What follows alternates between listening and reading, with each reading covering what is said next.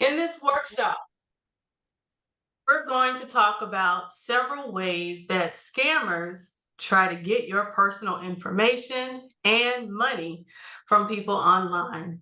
We'll go over the most common types of scams and give you tools to help you keep yourself, your personal information, and your money safe.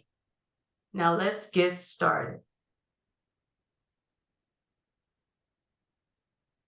We'll start by learning how to open a new document to use for taking notes. Throughout the workshop, you'll be able to practice your typing skills as you take notes on the scams we explore. Then, we'll talk about what online scams are and what scammers are looking for. We'll cover the different ways you can protect your information. Then, we'll look at examples of common scams you might encounter, and we'll review some of the signs of scams so you'll be able to stay alert and avoid scammers. What have you heard about online scams? Have you or someone you know been approached online by a person or business you suspected was actually running a scam? A link is placed in the chat box for you to share a scam you've experienced or heard about. Now, in the chat, there's a link to a tool called Mentimeter. If you are working on a computer or a tablet, feel free to use that link so we can monitor your feedback. If you are joining us on your mobile device, we ask that you place your feedback in the Zoom chat, and I'll give you about a minute. And then I'm going to ask Dr. Price to share with us some of the feedback that we're receiving about scams.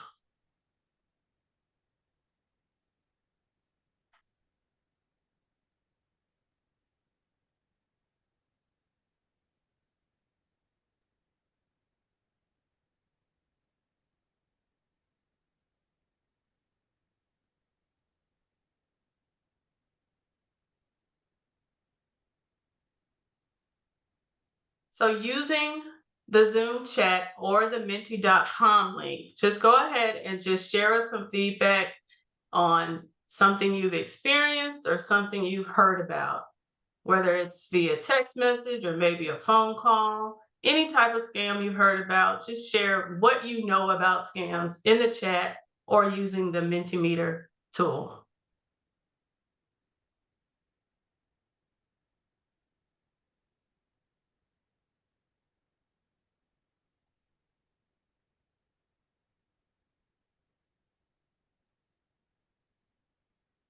Are we a little shy this evening?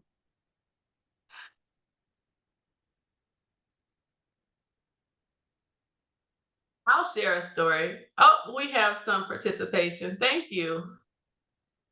Yes, we Dr. have quite a Price. few submissions over here.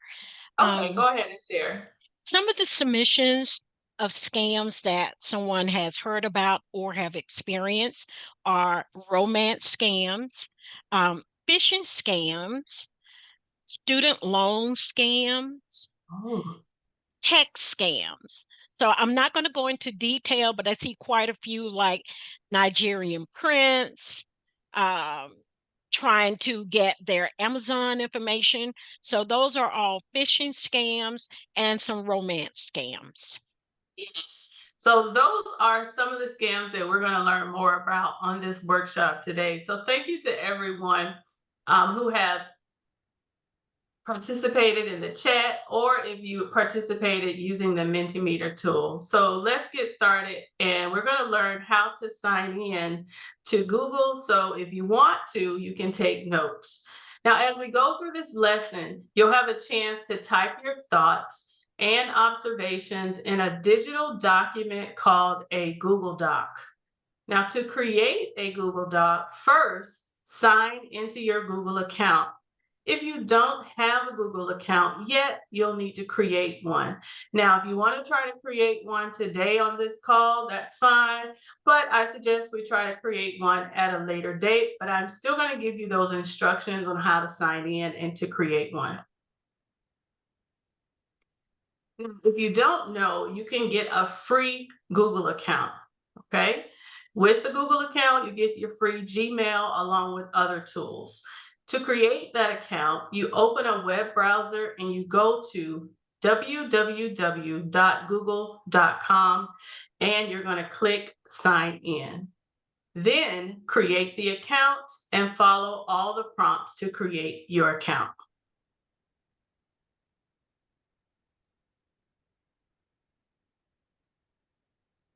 When you create your account, or when you sign in, you're going to type in your email address or your username. Now, for those of you who are trying to do it, I'll give you some time to do that now.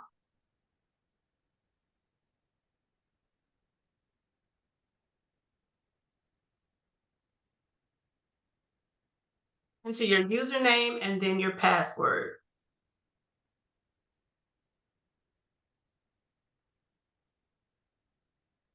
So if you're on a computer, it should appear the way it appears on the slide.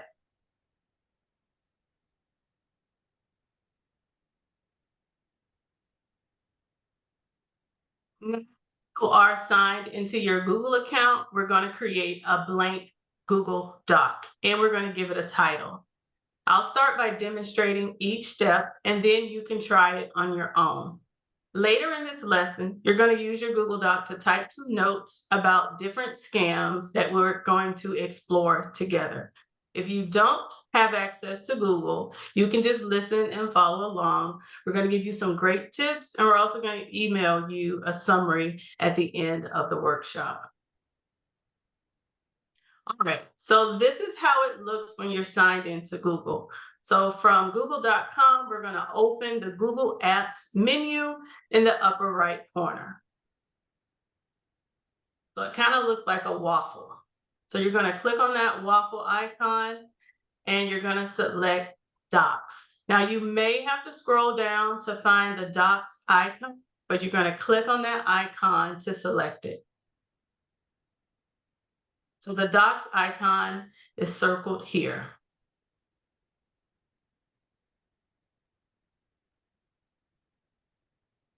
Once the Google Doc app opens, you're going to select a blank document.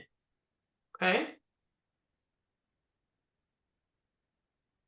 Your Google Doc will save automatically whenever you make changes, so you never have to click save the way you do in other word processing apps. Now let's give our document a title. The title should let you know what the document is about, and it'll also help you find it when you want to open it later.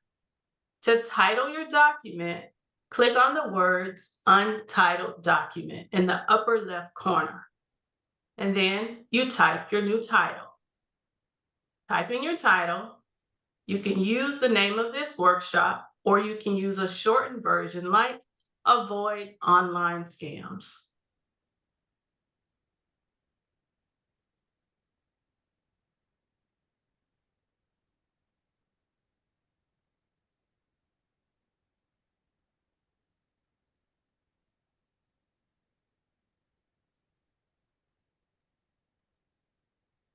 So now it's your turn to try to do it yourself. So you've opened the Google Apps menu, you've logged into Google Apps.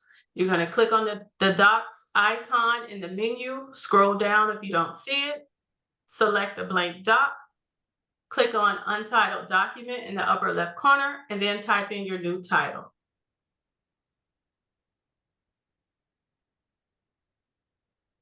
You're a pro using Google Docs. This is a simple review for you, but this may be brand new for some of our participants.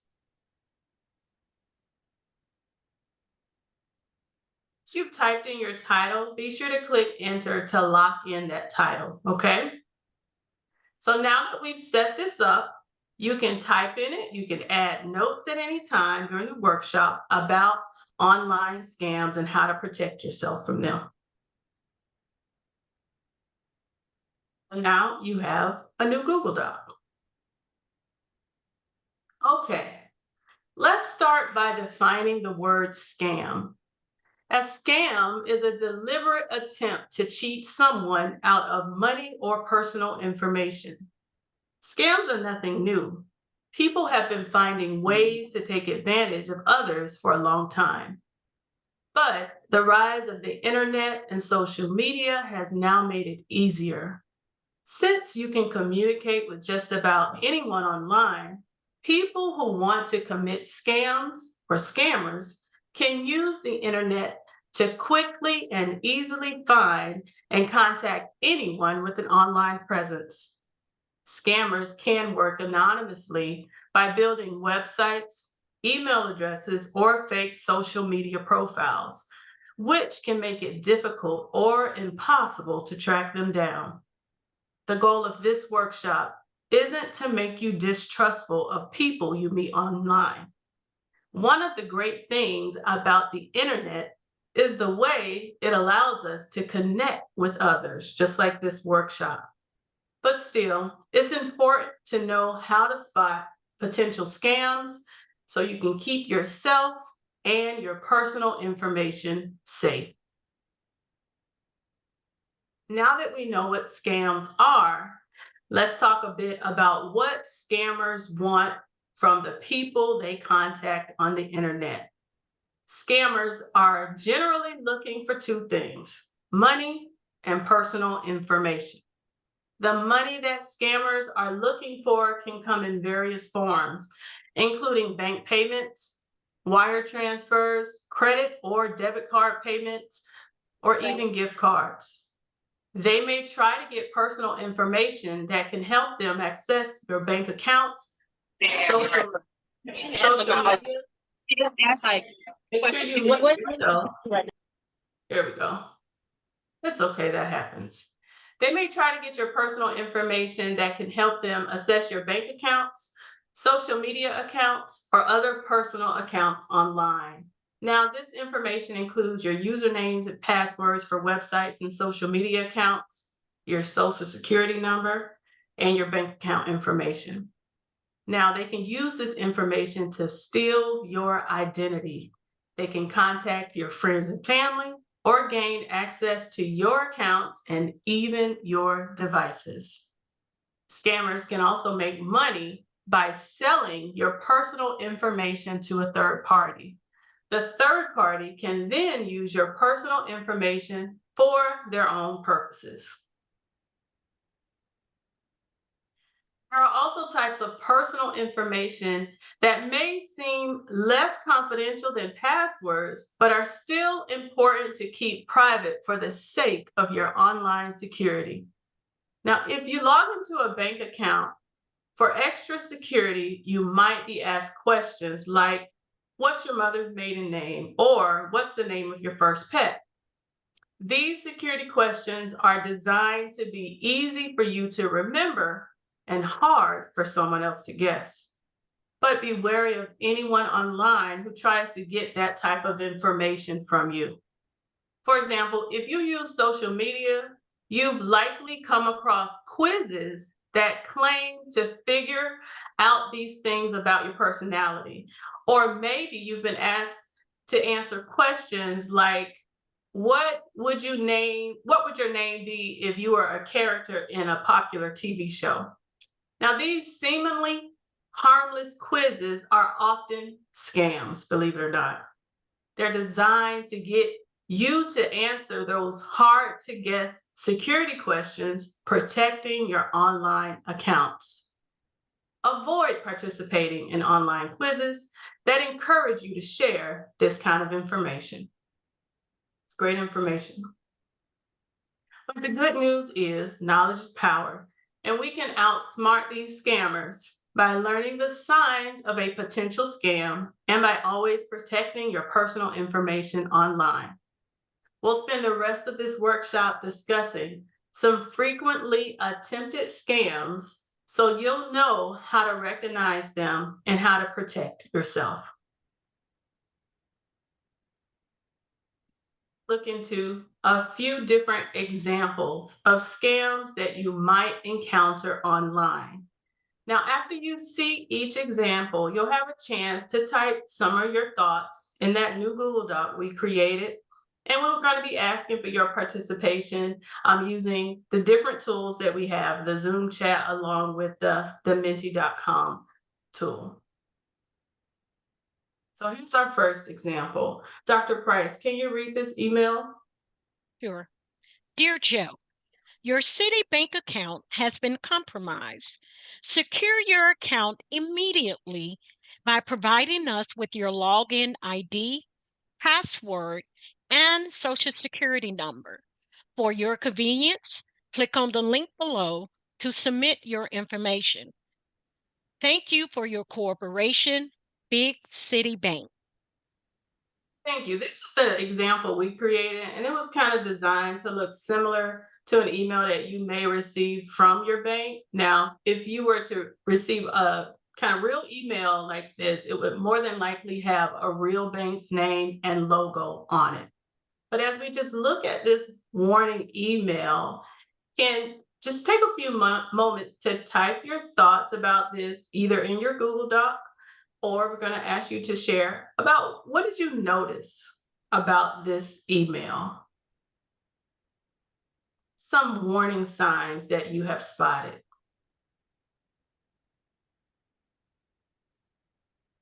I'll give you about a minute to share in the chat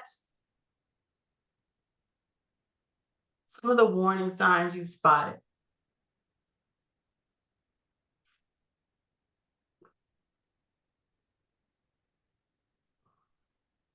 See a lot of participation in the chat. Dr. Price, can Yes, you share some feedback with sure. us?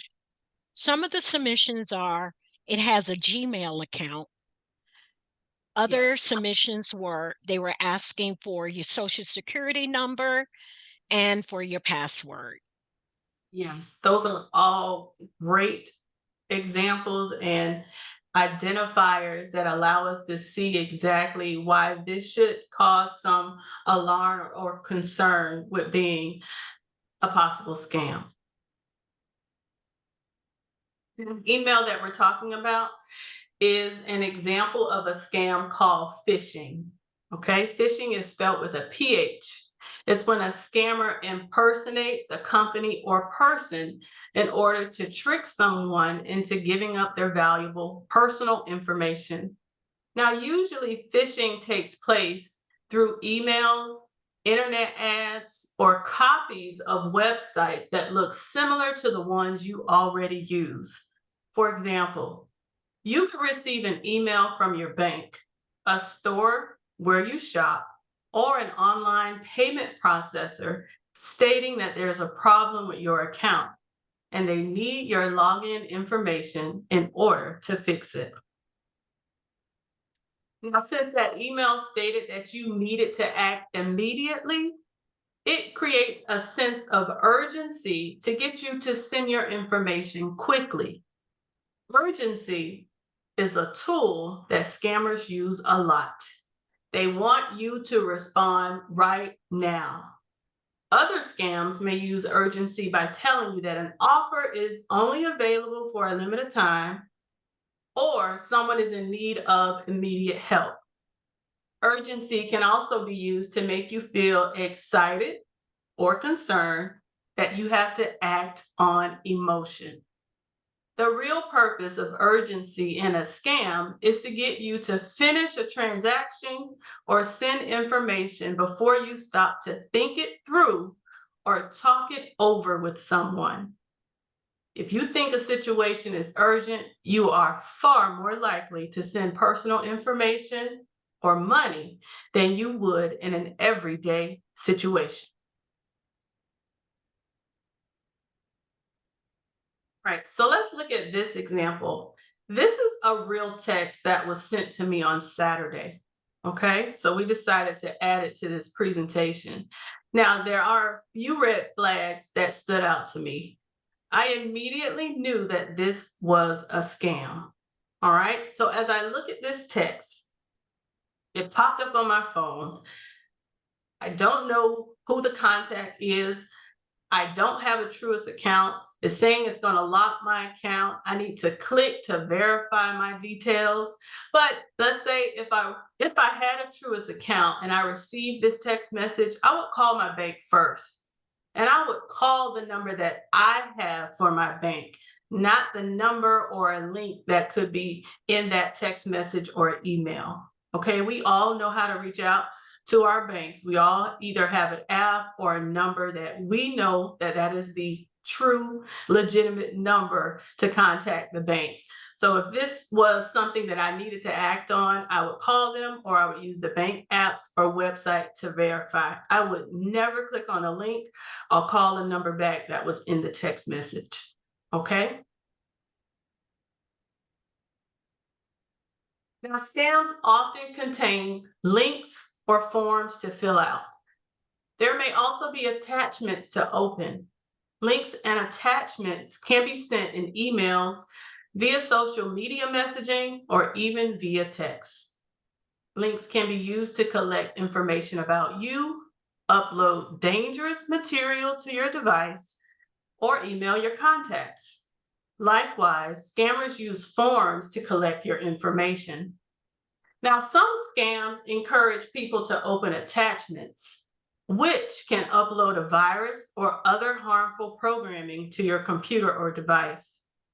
If you're not sure whether something is a scam, do not click the links. Do not fill out any forms or open attachments from questionable sources.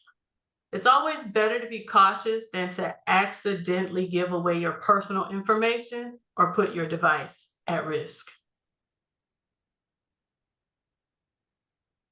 Legitimate businesses will never ask for your login information or other personal details through email.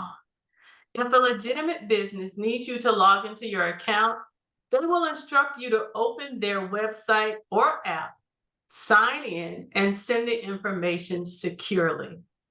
Now, if you receive a questionable email from a bank or other business where you have an account, you can call the business directly to ask about it.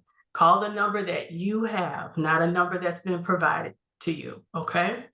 If you need to visit the business's website, type their web address into your browser or search for it online rather than clicking any link provided in a suspicious communication.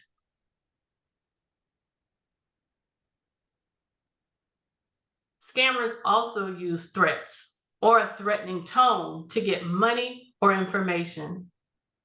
Threats can scare people into giving their personal information or a payment before they realize they've been scammed. Threats can make people think they will lose something important, like housing or access to their computers. People can also be threatened with humiliation. For example, scammers might send an email claiming they have hacked your device and have embarrassing footage of you. Sometimes they will include an old password in the email to prove they are serious. Then they will demand that you send money in order to stop them from distributing the footage. If you ever receive a communication like this, it's best not to reply to the email or respond in any way.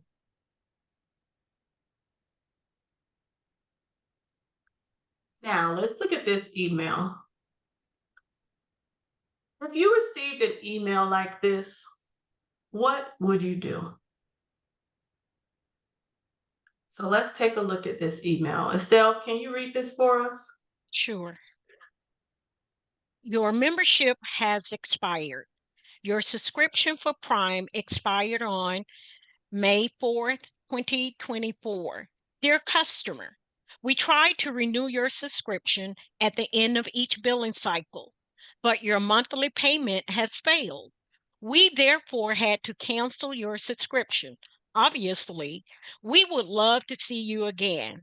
If you wish to renew your subscription, click on the link below. If you received an email like this, what would you do? You can place your feedback in the chat or you can use the menti.com tool.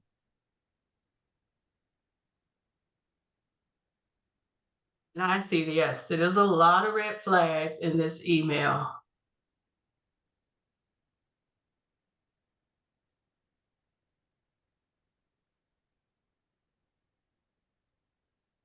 All right, Dr. Price, can you share with us some of the feedback? Sure. On Mentimeter, quite a few selected ignore it, don't click on the link or the attachment. In the chat box, we have, give me a second. Oh, move to spam. Once again, ignore it or delete it or block it. Yes. All of those are correct. All right. There are a lot of red flags when I see where it's from. It's not from Amazon Prime. It's asking for my personal information to click on that button, which is a link.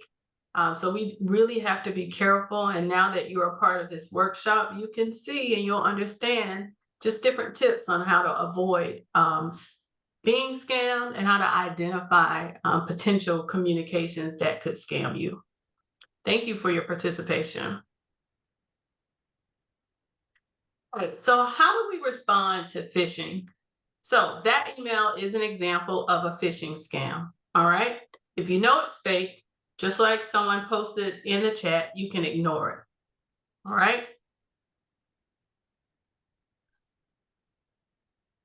The email claims to be from an organization that you are involved with or someone you know. Reach out to them directly and say, hey, did you send this email to me?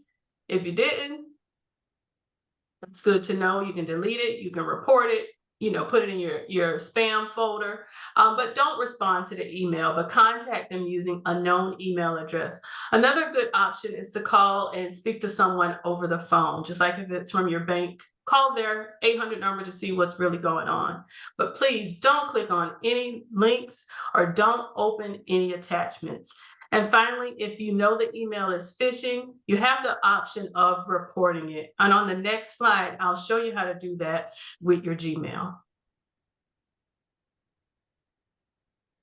right. Now, if you have a Gmail account, you follow these steps when you want to report a phishing email. First, you open the email.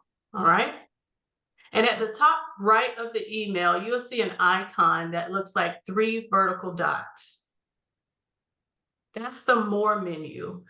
Open the More menu by clicking it. You're going to click Report Phishing. Now, this feature is only available if you're checking your Gmail on a computer, all right? If you're using your Gmail app on your mobile device, which most of us use to check our email, it only allows you to report it as spam. So on your device, your mobile device, you'll only see report spam. But if you open it up and you're using your computer, you can actually report it as phishing, all right? So if you use an email account from a different provider, you can search online for more information about how to report phishing for that account. So now we're going to look at a new scam, and it's a dream job. So imagine that you come across this advertisement on a job site. Estelle, can you read this advertisement for us? Sure. $5,000 to $10,000 per day. Work from home. Choose your own schedule. Make money as an undercover shopper. 15 hours a week, $80,000 plus bonuses. No interview necessary. Email awesomesecurityjob@gmail.com. After you read the posting, you decide to email the address listed, and guess what? You hear back immediately. They contact you right away. Susan, the recruiter, says you can start right away, but after you pay for a training session. Okay? Now we know that there are some red flags associated with this. Now, let's talk about a few things in the chat or on the tool that we are using about your thoughts about this scam. What did you notice?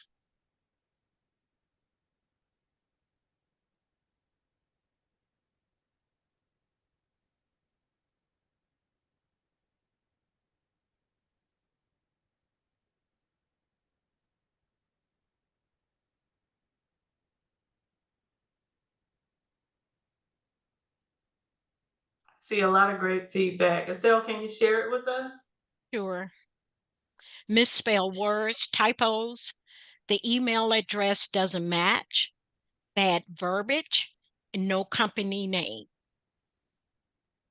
Exactly. Along with outside of the typos and everything, when I see the at gmail.com, that's a red flag for me.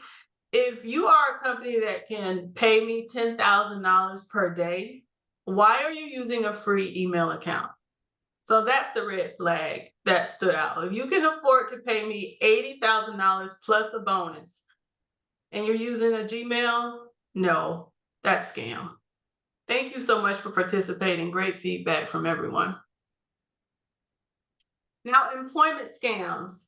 This is something that's going on everywhere, especially with our recent college grads. Employment scams often claim to offer jobs that just seem too good to be true. They may state that they require few hours and pay very well. Often, scammers will claim you'll be able to earn lots of money by doing something easy from home, like online shopping or playing video games. Or you may respond to a job posting you found on a website and find that the employer wants to hire you without an interview or background check. The scam may start as soon as you apply for the job. When scammers ask for your personal information to process the application, that's when it'll start. Or it might start after they claim to have hired you, when they ask for your bank information to process your payment. One sign of an online employment scam is if you are asked to pay for anything up front. You may be told that in order to start the job, you have to pay for training or pay fees for software or credit report, or you have to pay to have your resume reviewed. An honest employer will never ask you to pay money or to provide your credit card information in order to give you a job. But spotting employment scams can be difficult because legitimate employers may also ask for personal information. They usually require your social security number and may also ask for your bank information if you decide to set up direct deposit. However, do not provide that information unless you are certain that the job is legitimate and not a scam. Now, the saying, if something seems too good to be true, it probably is, and it applies here. Scammers often make offers that are too good to be true. This tactic works in the same way as creating a sense of urgency. You get excited. You don't stop to think before you act by providing personal information. The ad we looked at is offering a job with high pay that only requires 15 hours of work a week and no interview required. Scammers may offer you an opportunity to make a lot of money with almost little to no effort. They may pose as an enthusiastic recruiter, offering you an amazing, easy, and profitable job. The fact that the recruiter asks for payment up front is a red flag. No legitimate job should require you to pay for training or to complete a credit check in order to begin. You also should not be required to provide personal information like your address, social security number, or bank account information until you've been offered the job and can verify that the company and role are both legitimate and trustworthy. One possible sign of a scam is seeing words misspelled, and I saw a lot of people mention that in the chat. That's also known as typos. In a job listing, an email or ad or text message, if you see typos, immediate red flag. If you notice a lot of grammar and spelling mistakes, a scammer may have created the content that you are viewing. It's possible for a legitimate communication from companies to contain mistakes or errors, but most will have someone to proofread their work carefully, so it's not very common. Another potential sign of a scam is a mistake in the design elements of a communication. Now, if a scammer is impersonating an actual company, a company's logo or other related images may not look right. For example, the color or sizing of the logo may look slightly different. However, if scammers are very careful, and some of them are very good, they can make their materials look very convincing. So if a communication is error free and it looks right, but is otherwise suspicious, you should not trust that it's legitimate.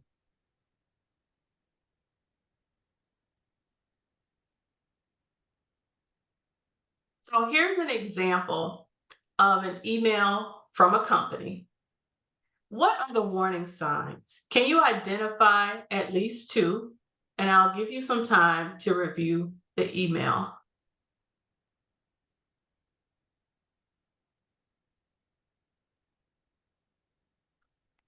Feedback in the chat.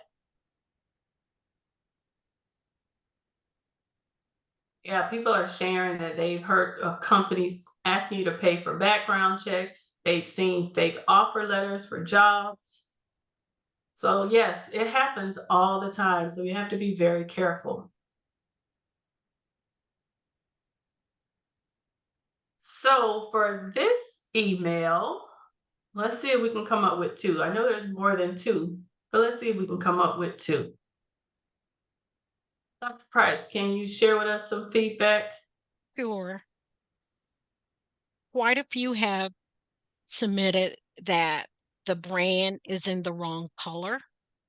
Mhm. Someone actually found reply misspelled, Yes. and an email extension is wrong and misspelled. So these are some of the ones that have been identified. Yes. So if you are familiar, let's see, with Kroger, the company, the grocery store chain, here's the logo on the slide, and the logo actually has the correct spelling. So, but if you're just looking at something really fast, especially let's say you've been out of work for a really long time and you're just eager to get a job, you may not take the time to stop and think. Okay, that emotion, that sense of urgency, right? So we saw all of those red flags in the email, and you can earn a lot of money. You don't have to put forth a lot of effort, and it's a red flag. Also, this link, the join us, I guarantee you, if you clicked on that link, they're going to ask you for your personal information. Always remember, earning money by simply shopping, earning a lot of money. If it seems too good to be true, it is too good to be true. All right. How to avoid employment scams. Now, if you see a job advertised online that appears too good to be true, verify it with an internet search. Search for the name of the company, the job title, even the name of the contact you've been in communication with. You can also type in the company's name and the word scam. So, for example, I would type Kroger job scam, and we're going to talk about how to do that. We're going to do it via an internet search to see if others have experienced similar scams. Don't pay for any training or other job associated costs ahead of time. And please don't give away your personal information until you have managed to verify that the job is legitimate. Now, to research a suspicious job offer or company, here are the steps you could take. You're going to go to google.com in your web browser. You're going to press enter on your keyboard, and this is going to take you to the Google search page. Okay? On google.com, you can see the search bar in the center of the page. This is where you're going to type those keywords into Google. You're going to click on the search bar next to the magnifying glass and type the words you want to search. In this case, you're going to do a separate search for the job and the company name. So I'm just going to search Kroger job scam. So you can use these steps to search any employment offer that you are suspicious of before you move forward and give them your personal information. And I guarantee you, if it's a scam, someone has posted something online and may come up on social media, on Reddit or something where somebody is sharing their experience. And that way you can verify if it's a legitimate job offer. Okay. All right. So there's other types of scams. All right. Let's say you connect with a person on social media who seems like a great match. The relationship progresses quickly as you have many common interests and experiences. So you invite them out for a date, you invite them several times, but they're never able to meet in person. You get to know each other through chatting and text. After a week or two, the person writes you an urgent message.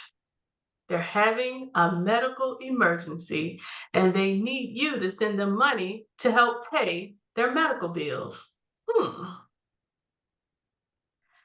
Now, earlier in this workshop, we mentioned how online scammers often use people's emotions against them.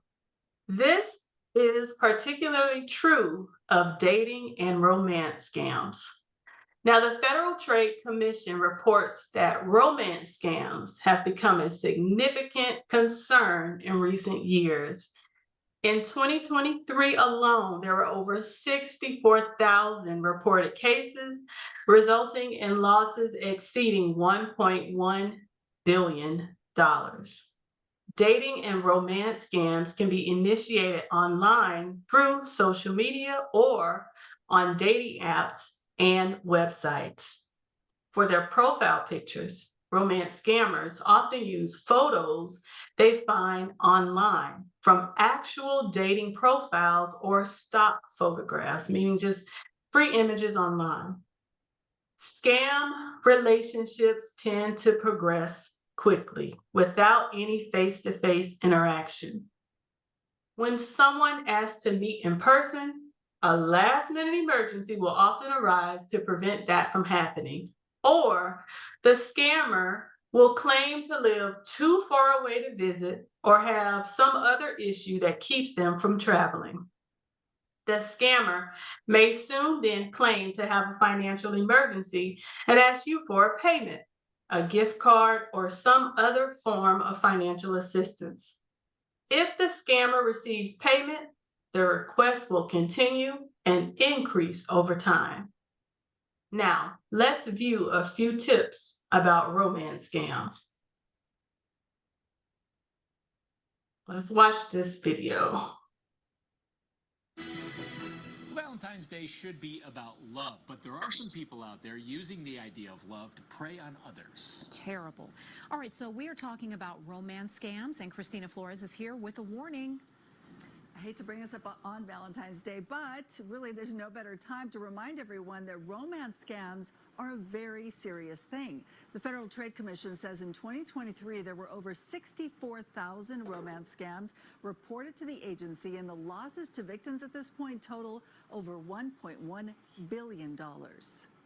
People often look for companionship and love online, which also makes them open to scams and imposters who take advantage and prey on people who are really just looking for love. Katie Haas, director of Utah's Division of Consumer Protection, says romance scammers often strike up a conversation with the victim through email or social media. Con artists are really good. They will start to build a relationship of trust between you and them, and they are con artists for a reason. They are very good at what they do. They build a connection and trust with the victim, who thinks it's all about love. But soon, the red flags go up. It's things like they don't want to meet up with you, or it's really difficult to meet up with you. They're a Marine and they're overseas, or they are visiting family in a foreign country, or they're just super busy and they can't actually meet you in person. The next red flag: the scammer asks for personal information or intimate pictures they can later use to extort money from the victim. Often, they'll just ask for the money directly. Is there any way that you could send me some money so that I could buy a ticket to come see you, or I could buy you this present that I want to get you, or I'm just working on this business deal and do you want to invest with me? So whether you are looking for love online, on social media, on apps, or even in person, make sure you vet that person no matter what. If they start asking you for money, you should start asking a lot of questions. Who falls victim to this most often? Yeah, so most victims they span all the age ranges, but the people that often lose the most money are senior citizens. They often give more money to scams, which is really unfortunate. Yeah, especially I have to imagine people that are maybe a little bit lonely too. Yeah. And looking for that affection. Yeah. Exactly. Maybe a little bit more open to that sort of Yeah, thing. so we all have to beware because those scams are everywhere. You go online and you see them all over the place, right? Yeah. Christina, thank you. Just in video. Here we go. So we're going to talk a little bit more about some of these warning signs for scams, and they kind of use some of the same tactics we've talked about. All right. So it often starts with someone who seems too good to be true. Scammers can be experts at telling you what you want to hear. They may even find pictures of other people online and claim that they are pictures of themselves. Okay? So next up is urgency. Do you see the pattern with the scams? Now, this person you've suddenly grown close with has a sudden emergency and they need your help now. Once you've sent money, it's likely that the scammer will keep finding new urgent reasons to ask for more. And finally, there's a request for payment.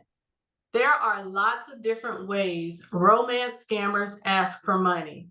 They may ask for money transfers or wires, or even gift cards to help them cover expenses. Now, I'm going to ask a question. If you're comfortable with answering, feel free to answer that question in the chat. If you have become involved with someone romantically online and we're starting to wonder if they might be a romance scammer, what would you do? So you can use the same link to submit your answers, or you can just provide us feedback in the chat. What would you do?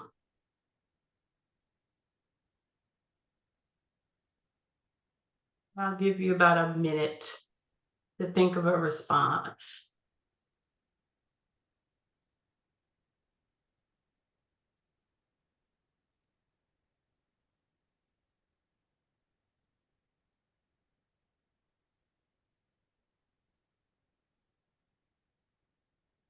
I see some excellent feedback, some excellent actions to take. Estelle, can you share with us what the Sure. participants are saying?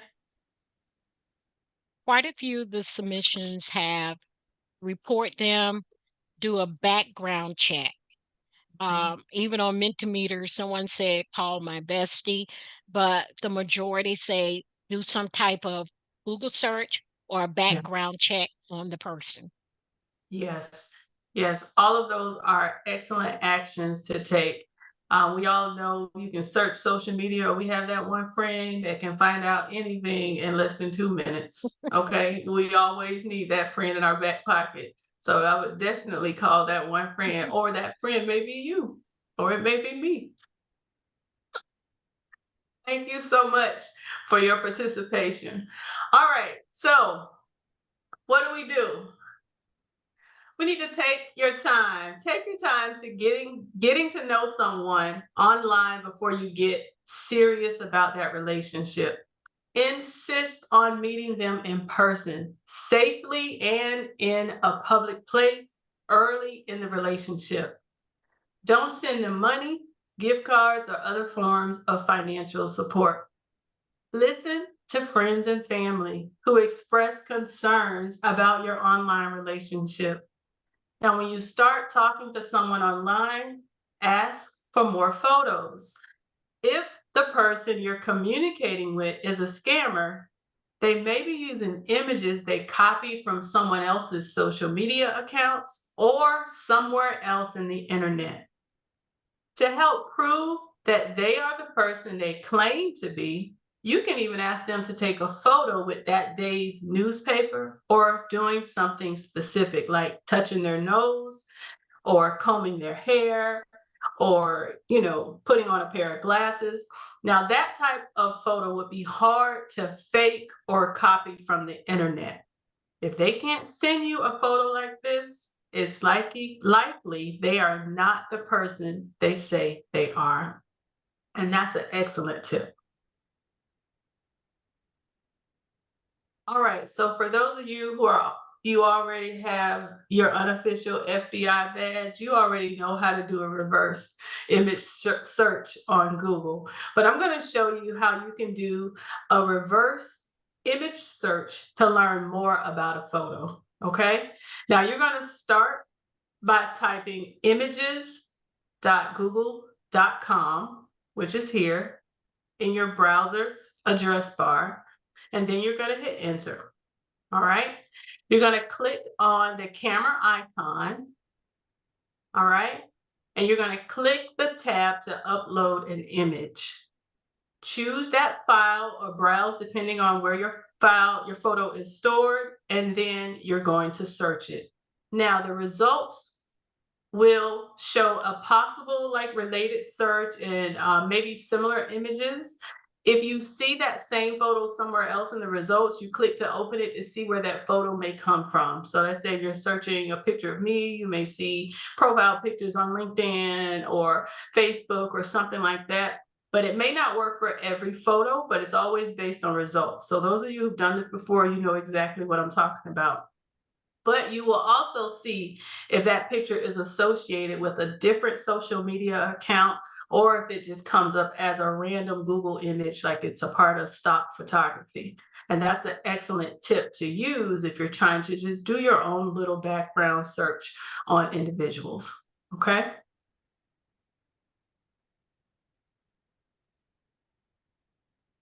All right, so now that we've gone through different examples of scams, let's recap some signs of the potential scams that we've covered. Now we'll start with the too good to be true. Remember, scammers want you to be too excited about an offer, a person, or an opportunity to think clearly. And next, there's urgency. If something has to happen immediately, or if scammers want you to believe that there will be repercussions if you don't act right away, you're more likely to make a decision without taking the time to think it through. Links and attachments are some of the quickest ways to scam someone. By clicking on a link or attachment, you can put your device and information at risk. And then there's requests for personal information. Remember, scammers can use your personal information to gain access to your bank, social media accounts, or even steal your identity. Legitimate companies will never ask for your bank account or for your passwords or PIN numbers. A request for payment is one of the clearest signs a scam is underway. Scammers may ask you for money transfers, gift cards, or other types of payments to help them cover expenses. And when you see typos, like spelling errors in a communication, it may have come from a suspicious source. Threats can cause you to worry that you'll get in trouble. They're designed to make you take action because you're afraid of losing something or being embarrassed. Now that you're familiar with a few different online scams and you know how to spot common signs of a scam, keep in mind that many of these signs also apply to other scams using different forms of communication. For example, scammers use similar tactics to scam people over the phone or via text. You can always use your notes if you're taking notes as a reference to remind yourself of what you learned today. Your Google Doc, remember that's saved automatically, and you can always open it again to read your notes or to add more notes in the future about scams. All right, we're near the end and we learned a lot. So here's a quick recap. This evening, we covered a lot of information about scams and we talked about strategies you can use to keep your personal information safe. You also learned how to set up a Google Doc. So congratulations if it was your first time setting up a new Google Doc. You learned how to take notes on scams And just know that your Google Doc will save automatically, so you'll be able to return to it at any time. We talked about what online scams are and discussed the two main things that scammers are looking for people online. They're looking for money and personal information. We discussed ways you can protect your money and your information from scammers. We went through 3 examples of scams: an email phishing scam, a job scam, and online romance scams. And finally, we reviewed the major warning signs of scams. While we did not cover every type of scam this evening, but being able to recognize the signs will help you to identify the other types as well. Now, the goal of this workshop was not to make you afraid of using the internet. Instead, the goal is to provide you with valuable information about scams. If you keep this information in your mind as you use the internet, you'll be able to explore freely while keeping your money and your personal information safe. If you enjoy video lessons, we encourage you to subscribe to Grow with Google YouTube channel. The link is on the slide, and you can learn more about Google Career Certificates. The channel publishes new videos on a regular basis covering topics that can help you grow your skills and career. And also, for those of you who are looking to start a new career and land a competitively paid job or build skills to grow in your career, check out Google Career Certificates. The certificates can give you a path to an in-demand job with top employers that are currently hiring. You can earn a certificate and prepare for a new career in a high-growth field in under 6 months, even if you don't have relevant experience. The good thing is you can learn at your own pace and complete the online program on your own terms.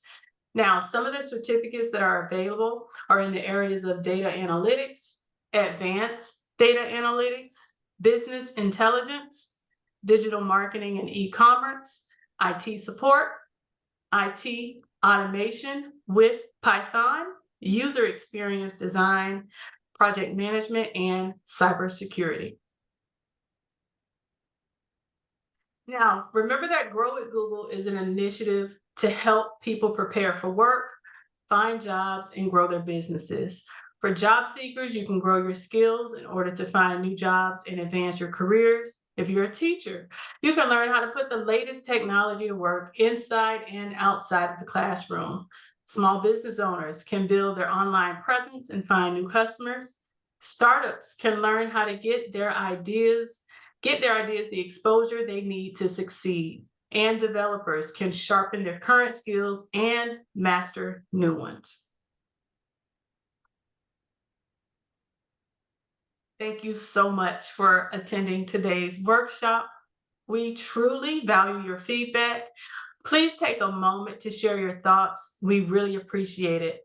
On the slide, you'll see a QR code, and that is a survey for Google. We have to report to Google. They want to know what the Orange County Alumni Chapter is doing. So we ask that you take some time, scan that code with your phone, or you can click on the link that's in the chat, complete that. When you complete that survey, they're going to ask which organization provided this workshop. Our organization name for Google purposes will be Delta Sigma Theta, Orange County, Florida Alumni Chapter, and that's in the chat as well. We'll also be emailing a one-page summary handout that recaps this evening's workshop. There's a second survey that we also need you to complete. Okay, so go ahead and click on that link, so that'll pop up for you. We have a closing video for you to watch, and in that video, it's also going to give you a second QR code, and it's going to highlight the remaining events for our May week.